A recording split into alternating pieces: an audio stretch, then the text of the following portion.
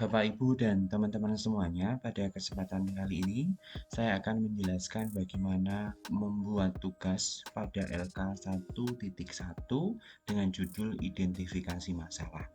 Di mana LK1.1 ini merupakan LK kedua setelah LK0, LK1.0, di mana LK1.0 kan teman-teman mereview atau membuat rangkuman terkait modul profesional teman-teman semuanya. Nah, untuk LK1.1 ini nantinya sebagai dasar teman-teman akan melakukan PPL atau aksi. Nah, lalu bagaimana gambaran daripada LK1.1? Sebelum saya memperlihatkan dan menjelaskan tentang pengisian LK1.1, teman-teman semuanya, di sini saya tunjukkan beberapa LK yang nantinya akan teman-teman buat, yaitu ada LK1.1 identifikasi. Setelah diidentifikasi, maka masalahnya dieksplorasi. Setelah dieksplorasi masalahnya, teman-teman akan menentukan penyebab masalahnya apa.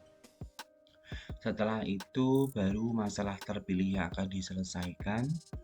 Dan yang selanjutnya eksplorasi alternatif solusi, menentukan solusi, dan yang selanjutnya yaitu menyusun best practice ya teman-teman semuanya. Nah, untuk LK identifikasi masalah ini, teman-teman, di sini saya akan menunjukkan cara pengisiannya. Ini berdasarkan pengalaman saya. Jadi nanti silahkan dimodifikasi atau dilakukan penyesuaian karena ini berdasarkan pengalaman di tahun 2022. Ya. Begitu teman-teman semuanya. Nah, LK identifikasi masalah ini terdiri dari jenis permasalahan, masalah yang diidentifikasi, dan analisis identifikasi masalahnya. Oke, ini formatnya ya teman-teman. Apabila sekarang formatnya berbeda pun, teman-teman harus menyesuaikan. Saya hanya memberikan gambaran bahwasanya identifikasi masalah di awal nanti akan teman-teman bawa sampai dengan LK paling terakhir, sampai dengan nanti teman-teman melakukan aksi. Ya, karena masalah yang teman-teman identifikasi ini berdasarkan masalah real yang teman-teman temui di sekolah teman-teman masing-masing. Jadi pada dasarnya ketika teman-teman PPL ini nanti akan menyembuhkan ya, akan menyembuhkan masalah yang sudah diidentifikasi oleh teman-teman ketika di LK1.1. Masalah yang mana? Yang tentunya masalah yang sudah terpilih ya, yang teman-teman nanti akan jawab pada LK1.4 ya. Sehingga ketika mengidentifikasi masalah, maka saran dari saya itu diperluas, jangan dipersempit. Karena nanti di LK1.4 akan menentukan masalah terpilihnya yang mana. Gitu ya teman-teman semuanya. Nah, oke, kita langsung diidentifikasi masalah. Ini berdasarkan kasus atau masalah pembelajaran di sekolah teman-teman masing-masing ya. Dan ingat, masalah ini ialah masalah pembelajaran. Artinya masalah yang bisa diselesaikan dengan kegiatan pembelajaran. Ya, bukan masalah selain itu. Contohnya anak tidak bisa fokus karena anak lapar ketika belajar di kelas. Kondisi lapar ini tidak bisa disembuhkan dengan kegiatan pembelajaran. Bisanya apa? Ya diberikan sangu, diberikan uang. Jadi itu di skip dulu ya. Masalah yang teman-teman identifikasi yaitu masalah yang bisa disembuhkan dengan kegiatan pembelajaran. Karena nanti pada akhirnya teman-teman ini membuat aksi atau PPL untuk menyembuhkan masalah yang sudah diidentifikasi tersebut. Begitu. Oke, yang pertama, jenis permasalahannya tentang pedagogi, literasi, dan numerasi. Untuk masalah pedagogi, yaitu tujuan dan hasil pembelajaran belum terumuskan dengan baik, rekaman kegiatan pembelajaran belum tercatat dengan baik, padahal dapat menjadi sumber referensi.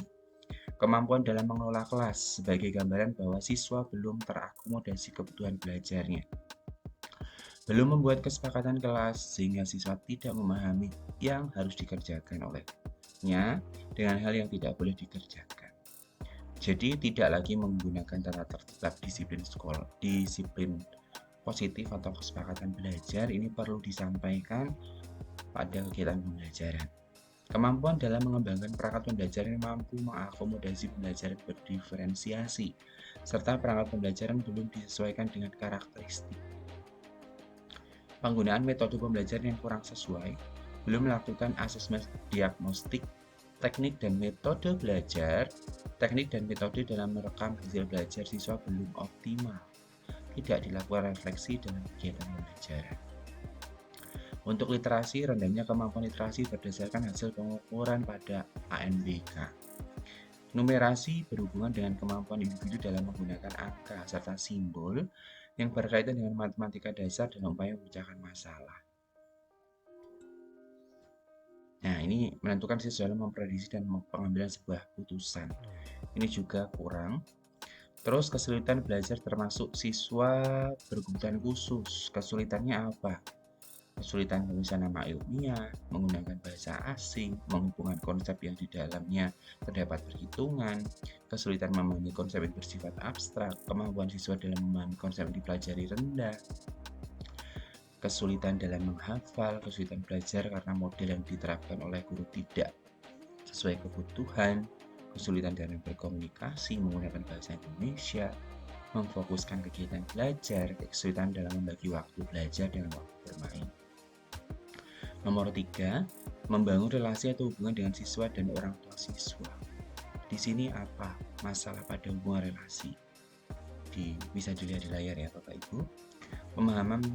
Pemahaman dan pemanfaatan model pembelajaran inovatif berdasarkan karakteristik materi dan siswa. Ini bisa Bapak Ibu baca. Terus materi terkait literasi numerasi, advanced material, dan miskonsepsi HOTS. Ini bisa teman-teman lihat juga.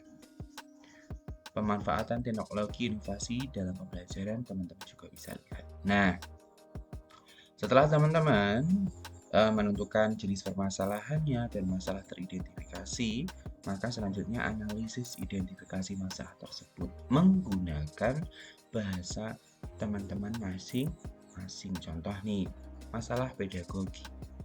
Masalah yang sering dijumpai pada aspek pedagogi terkait pada kemampuan guru dalam melakukan pembelajaran dengan mempertimbangkan banyak aspek dari kemampuan dalam menggunakan teknologi, menyampaikan konsep sehingga dapat dipahami oleh siswa, bagaimana seorang guru dapat mengakomodasi kebutuhan belajar siswa sesuai dengan kondisi sekolah dan siswa masing-masing. 1. Tujuan pembelajaran belum dirumuskan dengan baik. Hal ini terlihat dari bentuk rumusan tujuan pembelajaran yang belum terlihat kompetensi apa yang akan diraih selama kegiatan pembelajaran. Lebih lanjut, tagihan yang akan diberikan ke siswa juga belum terumuskan dengan baik. Nomor 2, penggunaan alat evaluasi dalam menilai kualitas pembelajaran dan aktivitas siswa. Cenderung melakukan penilaian berdasarkan hasil penilaian kognitif saja. Jadi ranah yang lain belum diakomodasi, belum diakses. Nomor 3, kondisi kelas menjadi salah satu faktor yang dapat menentukan keberhasilan sebuah pembelajaran. Sebagai gambaran, ketika guru pada awal kegiatan pembelajaran tidak menunjukkan modal pembelajaran yang digunakan, serta tidak membuat kesepakatan kelas, maka siswa akan bingung dalam melakukan kegiatan belajar dan cenderung tidak mengetahui alur belajar yang sesuai. Perangkat pembelajaran juga menjadi masalah yang penting. Perangkat pembelajaran dapat menjadi salah satu alat yang bisa digunakan guru dalam membersamai siswa. Sebagai gambaran, ketika siswa belajar tentang siklus sirkulasi, maka apabila pada kesempatan tersebut media digunakan menggunakan buku teks tanpa disertai gambar skema sistem sirkulasi, maka hal itu akan menyulitkan siswa dalam memahami proses yang terjadi. Nomor 5, penggunaan metode juga perlu diperhatikan dalam kegiatan pembelajaran. Metode yang guru gunakan seyogyanya sesuai dengan tujuan, sesuai dengan psikologi belajar, sesuai dengan bahan pengajaran, sesuai dengan alokasi waktu dan sarana dan prasarana yang tersedia, dan sesuai dengan pribadi guru. Contoh kecilnya, demikian bahwa ketika seorang guru memaksakan menggunakan metode yang pada dasarnya belum dipahami secara utuh dan langsung diterapkan di dalam kelas, maka akan mengakibatkan kegiatan belajar tidak maksimal. Yang keenam, ada asesmen diagnostik. Yang ketujuh, tidak dilakukan kegiatan refleksi. Ya, Untuk numerasi seperti ini, untuk kesulitan belajar seperti ini. Begitu ya. Nanti kalau teman-teman membutuhkan LK ini, silakan saja teman-teman komentar di kolom komentar, sampaikan bahwasanya teman-teman ingin meminta LK. Contoh pada video ini nanti akan saya distribusikan. Jadi seperti itu ya teman-teman untuk LK 1.1, di mana LK ini menjadi dasar teman-teman nantinya akan membawa di LK-LK selanjutnya sampai teman-teman nanti akan melakukan proses penyembuhan dalam tanda kutip melalui proses kegiatan pembelajaran atau PPL. Seperti itu. Terima kasih ya teman-teman semuanya. Salam data, salam literasi. Jangan lupa subscribe, like, komen, dan share video official 1, 2, dan 3 channelnya tentang pendidikan, tutorial, dan data.